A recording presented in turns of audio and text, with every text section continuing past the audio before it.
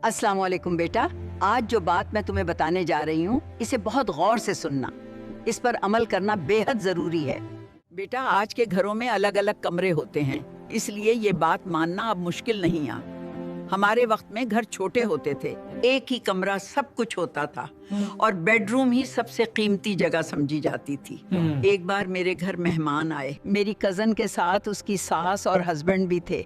तो मैंने उनको बेडरूम में बिठाया और मैं किचन में खाना बनाने लग गई। इसी दौरान मेरी कजन की सास ने एक कीमती बात कही जो मैं कभी नहीं भूली। बेटा, अपने बेडरूम तक किसी गैर मर्द को रसाई ना देना। ये जगह सिर्फ तुम और तुम्हारे शौहर का हक है। ये तुम्हारी प्राइवेसी है, तुम्हारे राजों की आमीन है।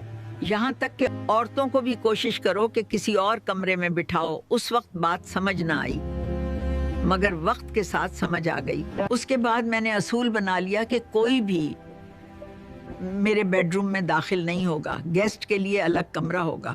बेटा, ये रिश्तों से दूरी नहीं बल्कि हुदूद की हिफाजत है। एक बात और याद रखें, जिस तरह घर में मेहमानों का कमरा अलग होता है, इसी तरह जिंदगी के कमरों में भी एक मेहमानों वाला कमरा बनाओ। लोगों को वहीं तक आने दो। अपने जिंदगी के बेडरूम यानी दिल, सुकून और निजी जिंदगी में हर किसी को दाखिल ना होने दो। या अल्लाह, हमें अपनी हुदूद की हिफाजत, रिश्तों में तवाज़ुन और इज्जत और सुकून के साथ जिंदगी गुजारने की तौफीक अता फरमा। आमीन।